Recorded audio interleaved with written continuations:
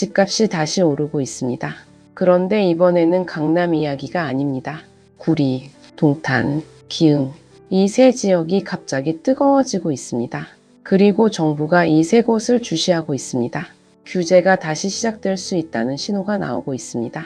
수도권에 집이 있는 분들, 내 집 마련을 고민하는 분들, 이 뉴스는 여러분과 직접 관련이 있을 수 있습니다. 오늘 저희가 주목하는 것은 집값 상승 그 자체가 아닙니다. 왜 지금 이 세 지역인지, 정부는 무엇을 보고 있는지, 그리고 많은 사람들이 놓치고 있는 더 중요한 변화가 무엇인지 그 이야기를 지금부터 시작하겠습니다. 최근 부동산 시장에서 이상한 현상이 목격되고 있습니다. 집값은 오르고 있는데 매물은 줄어들고 있습니다. 보통 가격이 오르면 팔려는 사람이 늘어납니다. 하지만 지금은 정반대입니다. 이게 참 묘합니다. 그 배경을 이해하려면 지난 5월 10일로 돌아가야 합니다. 그날 무슨 일이 있었을까요? 다주택자 양도소득세 중과가 시행됐습니다. 쉽게 설명드리겠습니다.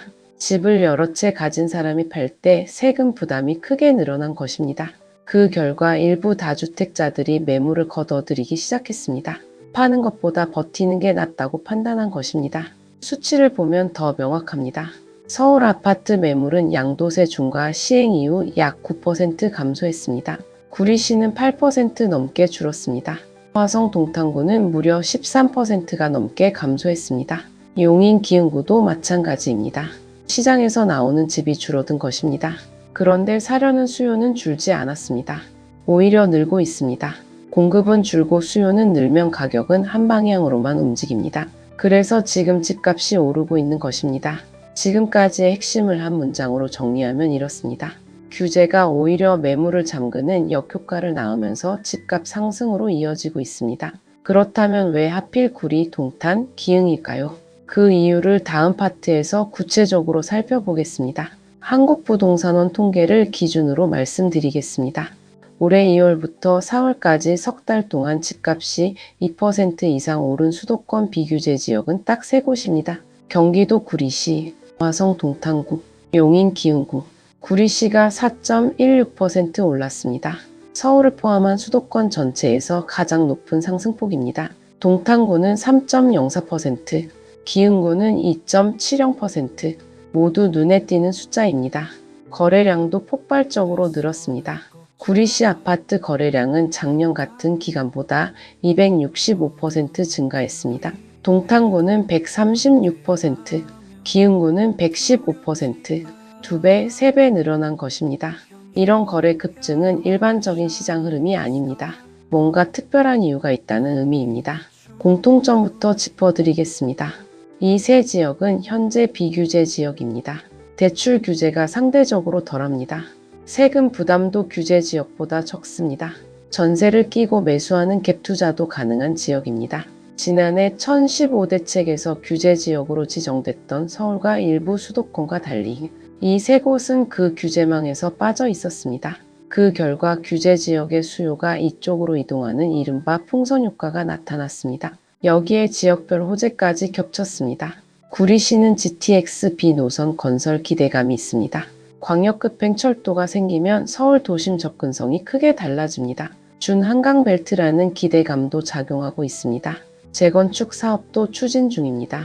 이런 요소들이 복합적으로 맞물리면서 구리 집값이 수도권 최고 상승률을 기록한 것입니다. 동탄과 기흥은 성격이 조금 다릅니다. 이 지역의 핵심 키워드는 반도체입니다.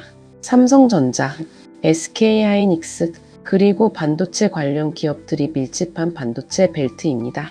최근 반도체 업황이 회복되면서 성과급 지급 규모가 커졌습니다. 수억 원대 성과급을 받은 직원들이 주택을 넓히거나 신규 매입에 나서는 경우가 많아졌습니다. 신규 채용도 이어지고 있습니다. 그 수요가 동탄과 기흥 부동산 시장으로 유입되고 있는 것입니다. 이 지점입니다. 반도체 산업의 성장이 단순히 주식시장에만 영향을 주는 것이 아닙니다. 그 지역 부동산 시장까지 움직이고 있습니다. 기업 실적이 살면 지역 경제도 살고 부동산 수요도 따라 움직이는 구조입니다. 지금까지의 핵심을 한 문장으로 정리하면 이렇습니다. 비규제 지역이라는 조건과 지역 고유의 호재가 맞물리면서 이 세 곳으로 수요가 집중된 것입니다. 그런데 끝까지 보셔야 할 이유가 여기서 나옵니다. 정부가 이 상황을 가만히 지켜볼 리 없습니다.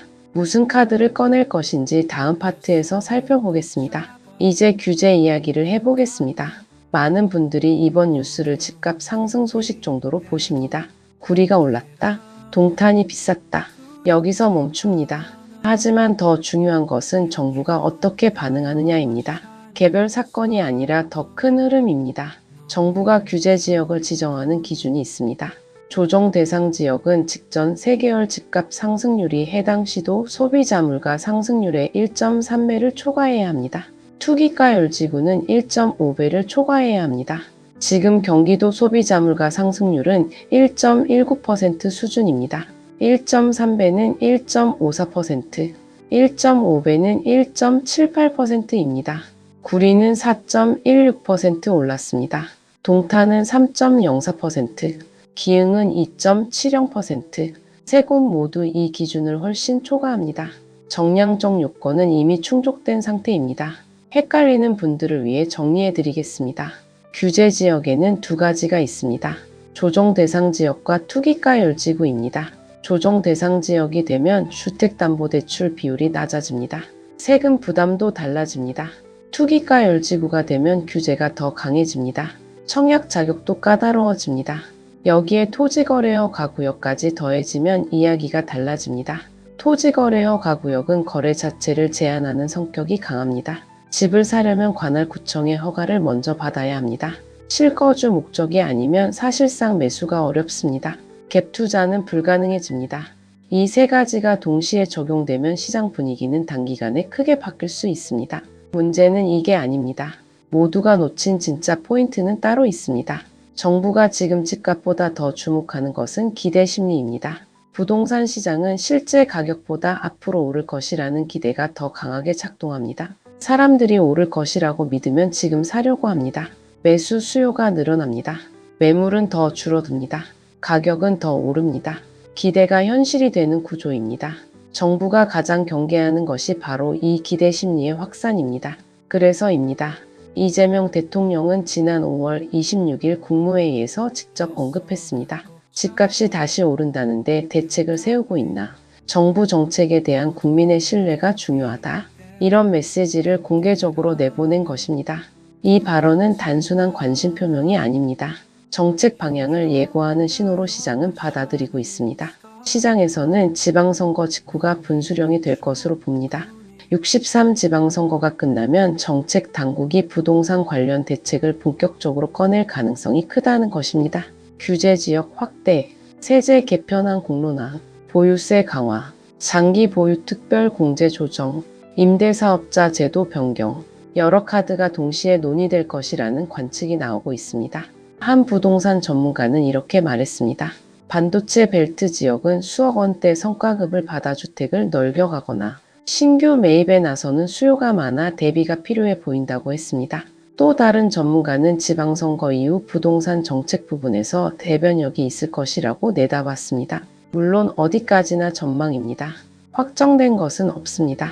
하지만 시장은 이 신호를 매우 진지하게 받아들이고 있습니다. 정부는 이미 한 가지 조치를 먼저 내놨습니다. 5월 29일부터 연말까지 비거주 1주택자를 포함해 토지거래허 가구역 안에서 전세를 낀 매물을 무주택자가 살 수 있도록 한시적으로 허용했습니다. 매물을 시장에 끌어내기 위한 조치입니다. 하지만 지금까지 뚜렷한 매물 증가 효과는 나타나지 않고 있습니다. 그렇기 때문에 추가 대책에 대한 필요성이 커지고 있는 것입니다. 지금까지의 핵심을 한 문장으로 정리하면 이렇습니다. 정부가 집값보다 기대 심리를 더 경계하고 있으며 지방선거 이후 구체적인 대응이 나올 가능성이 높습니다. 그렇다면 이 흐름이 우리 삶과 어떤 접점을 갖는지 마지막 파트에서 정리해드리겠습니다. 지금 이 뉴스를 보면서 가장 궁금하신 것이 무엇일까요? 내 집이 규제 지역이 되면 어떻게 되나? 지금 집을 사도 되나? 아니면 기다려야 하나? 이런 생각이 드실 수 있습니다. 저희는 투자 조언을 드리는 자리가 아닙니다. 다만 이 상황을 이해하는 데 필요한 맥락은 정리해 드릴 수 있습니다. 규제 지역이 지정되면 몇 가지 변화가 생깁니다. 주택담보대출 한도가 줄어들 수 있습니다. 현재 규제 지역 기준으로 담보대출은 2억 원에서 6억 원 범위에서 적용되는데 이것이 더 축소될 가능성도 거론되고 있습니다. 다주택자에 대한 세금 부담도 달라질 수 있습니다. 갭투자 방식의 매수는 토지 거래어 가구역과 결합되면 사실상 어렵게 됩니다. 지금 구리, 동탄, 기흥 지역에 이미 집이 있는 분들은 어떨까요? 규제 지역 지정 자체가 집값을 바로 떨어뜨리는 것은 아닙니다. 단기적으로는 거래가 줄고 관망세가 강해지는 경향이 있습니다. 장기적으로는 시장 상황에 따라 다를 수 있습니다. 단정할 수 없습니다. 중요한 것은 이겁니다. 부동산 정책은 지금 하나의 큰 방향으로 움직이고 있습니다. 집값 상승을 용납하지 않겠다는 신호가 반복되고 있습니다. 그리고 그 신호는 점점 구체화되고 있습니다. 세제 개편 이야기도 빼놓을 수 없습니다. 7월 세제 개편안에 담길 내용으로 거론되는 것들이 있습니다. 다주택자와 고가주택 보유세 강화, 비거주 1주택자에 대한 장기 보유 특별 공제 차등화, 임대사업자 주택 양도세 합산 배제 축소, 이런 내용들이 구체화되면 시장에 미치는 파급력은 상당할 수 있습니다. 아직 확정은 아닙니다. 하지만 방향성은 분명합니다. 그래서입니다. 지금 이 뉴스가 나온 시점이 중요합니다. 지방선거를 앞둔 시점, 집값이 다시 오르는 시점, 대통령이 직접 대책을 주문한 시점, 이 세 가지가 겹쳤습니다. 이런 조합은 정책 변화가 빠르게 나올 수 있다는 신호로 시장은 읽고 있습니다. 부동산 시장에는 늘 반복되는 패턴이 있습니다. 규제가 나오면 그 규제를 피한 지역이 주목받습니다. 그 지역에 수요가 몰리면 다시 규제가 따라옵니다. 이 순환이 반복됩니다. 이번에도 비슷한 흐름인지 아니면 이번에는 다른 방향으로 전개될지는 조금 더 지켜봐야 합니다. 중요한 것은 이 흐름을 이해하고 있어야 한다는 점입니다. 뉴스가 나올 때마다 놀라는 것이 아니라 왜 이 뉴스가 지금 나왔는지를 먼저 읽을 수 있어야 합니다. 그 눈을 갖추는 것이 가장 중요한 준비입니다.